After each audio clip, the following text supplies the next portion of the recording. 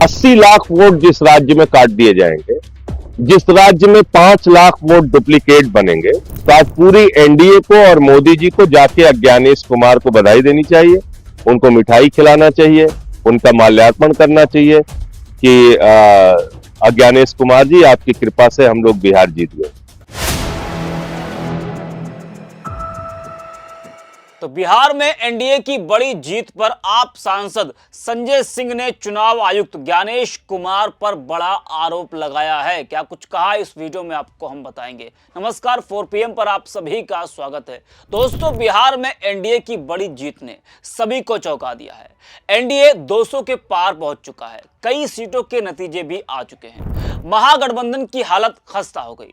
जो आरजेडी 2020 में सबसे बड़ी पार्टी थी, उसका हाल इस बार के चुनाव में बुरा हुआ। एनडीए के 3 बड़े दलों ने शानदार प्रदर्शन किया, बीजेपी, जेडीयू, एलजेपी। जी हां, इन तीनों ने मिलकर सभी को हैरान कर दिया, जिसमें बीजेपी सबसे बड़ी पार्टी बनी है। लेकिन क्या इस चुनाव में एसआईआर और 80 लाख वोट कटने का भी बड़ा असर दिखाई दिया? सबसे बड़ा सवाल, क्या जनसुराज एआईएमआईएम तेज प्रताप के आने से भी बिहार में महागठबंधन को नुकसान हुआ है? लेकिन विपक्ष एसआईआर को मुद्दा बना रहा है। जी हां, कि एसआईआर के आने से बिहार में महागठबंधन को बड़ा नुकसान हुआ है। 80 लाख वोट काटे जाने की बात की जा रही है कि 80 लाख वोट जो डिलीट हुए हैं, जो काटे गए हैं, उससे भी बड़ा नुकसान महागठबंधन को हुआ। कई सारे सवाल हैं जो आज हो रहे हैं। जी हां, बिहार में दोस्तों एनडीए की बड़ी जीत के साथ ही राज्य की राजनीति में यह बड़ा विवाद उभर कर आया है। महागठबंधन और उससे जुड़े दलों ने चुनाव प्रक्रिया पर गंभीर सवाल उठाए हैं। विपक्ष का आरोप है कि इस चुनाव को हाईजैक किया गया है। चुनाव आयुक्त ज्ञानेश कुमार पर विशेष रूप से निशाना साधा जा रहा है, जिन पर आरोप लगाया गया कि उन्होंने कथित तौर पर एनडीए को लाभ पहुंचाया। यह आरोप कोई आज नहीं लग रहा है, पहले से भी चुनाव आयुक्त पर विपक्ष सवाल खड़े करता आया है और एक बार फिर आज चुनाव आयुक्त ज्ञानेश कुमार को लेकर विपक्ष कई बड़े आरोप लगा रहा है। विपक्ष का दावा है कि वोटर लिस्ट में बड़े पैमाने पर गड़बड़ियां हुई। उनके अनुसार एसआईआर प्रक्रिया के दौरान लगभग 80 लाख वोट डिलीट हुए, जिसने महागठबंधन को भारी नुकसान पहुंचाया। विपक्ष यह भी आरोप लगाता है कि करीब 5 लाख डुप्लीकेट वोट मौजूद थे और लगभग 1 लाख वोट अज्ञात श्रेणी में थे। आप सांसद संजय सिंह ने बिहार में एनडीए की जीत पर सीधे चुनाव आयुक्त ज्ञानेश कुमार को घेरा है। संजय सिंह ने कहा कि इस चुनाव को हाईजैक कर लिया गया। बिहार में एनडीए की बढ़त और बहुमत के आंकड़ों को पार करने के बीच संजय सिंह का यह बड़ा बयान आया है और कहा कि मैंने पहले ही कहा था कि इस चुनाव को हाईजैक कर लिया गया है और इस चुनाव का कोई मतलब नहीं है। ज्ञानेश कुमार ने बिहार में जीत का सर्टिफिकेट मोदी जी को पहले ही दे दिया था। उस राज्य में नतीजे क्या होंगे जहां 80 लाख वोट डिलीट कर दिए गए, जहां 5 लाख वोट डुप्लीकेट हैं और जहां 1 लाख वोट अज्ञात हैं। हमें एनडीए, मोदी जी और ज्ञानेश कुमार को बधाई देनी चाहिए कि उन्होंने ज्ञानेश कुमार के आशीर्वाद से बिहार चुनाव जीता है। जरा आप भी सुनिए संजय सिंह को। देखिए, मैं आज से कोई नहीं, मेरे 2 बयान है, कहिए तो मैं आपको दिखा दूं। 3 महीने पहले और 10 अक्टूबर को फिर दोबारा मैंने इस बात को कहा था कि ये चुनाव हाईजैक हो चुका है, अब इस चुनाव का कोई मतलब नहीं है और बिहार में जीत का प्रमाण पत्र एनडीए को पहले ही ज्ञानेश कुमार जी ने मोदी जी को दे दिया है। ये मेरा पहले का बयान है, 3 महीने पहले बोला था। 80 लाख वोट जिस राज्य में काट दिए जाएंगे, जिस राज्य में 5 लाख वोट डुप्लीकेट बनेंगे, जिसमें 1 लाख वोट अता पता नहीं किसका है, उस राज्य के चुनाव परिणाम क्या होंगे? आप सहजता से इस बात को समझ सकते हैं।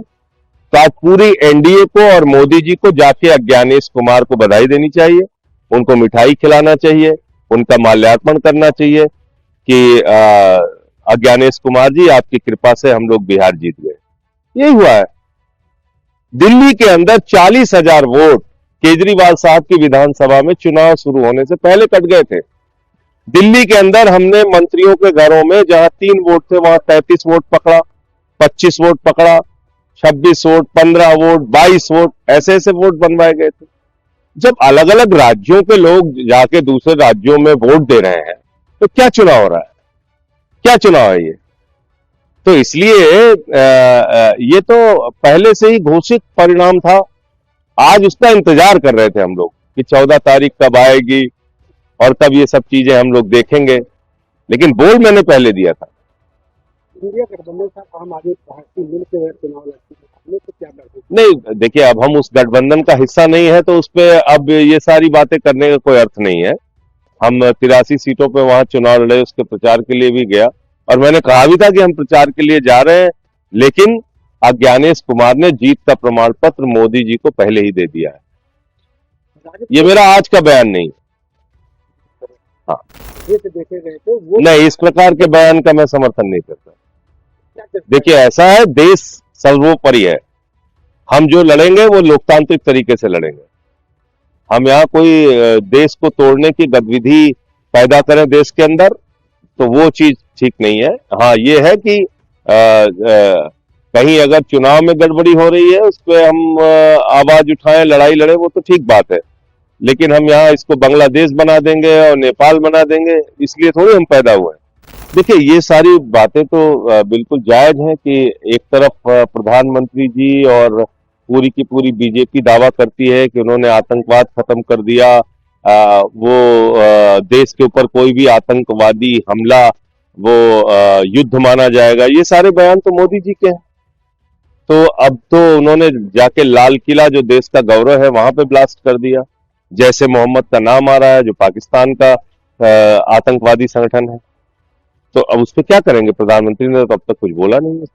तो सुना आपने दोस्तों, सिर्फ संजय सिंह नहीं, विपक्ष के कई नेता हैं जो चुनाव आयोग पर भी इस वक्त सवाल खड़े कर रहे हैं।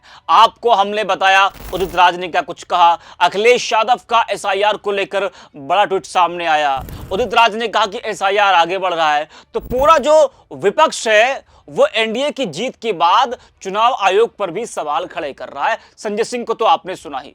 दूसरी ओर एनडीए इन आरोपों को राजनीतिक हताशा बताते हुए खारिज कर रहा है और कह रहा है कि चुनाव पूरी तरह पारदर्शी व संवैधानिक प्रावधानों के अनुरूप हुए हैं। उनका कहना है कि विपक्ष को जनता के जनादेश का सम्मान करना चाहिए और हार को स्वीकार करना चाहिए। यह विवाद दोस्तों अब केवल राजनीतिक बयानबाजी तक सीमित नहीं है, बल्कि इससे चुनाव आयोग की विश्वसनीयता पर भी बहस छिड़ गई है। विपक्ष के आरोपों के बाद लोकतांत्रिक व्यवस्था में चुनाव आयोग की निष्पक्षता अत्यंत महत्वपूर्ण होती है, इसलिए ऐसे आरोपों की पारदर्शी जांच और स्पष्ट स्पष्टीकरण की आवश्यकता महसूस की जाती है। दोस्तों, एनडीए की ये बड़ी जीत बिहार में अब मुख्यमंत्री कौन होगा? बीजेपी का मुख्यमंत्री बनेगा या फिर से नीतीश कुमार बिहार के मुख्यमंत्री बनेंगे? दोस्तों, ये देखने वाली बात होगी। इस वीडियो में इतना ही। 4 PM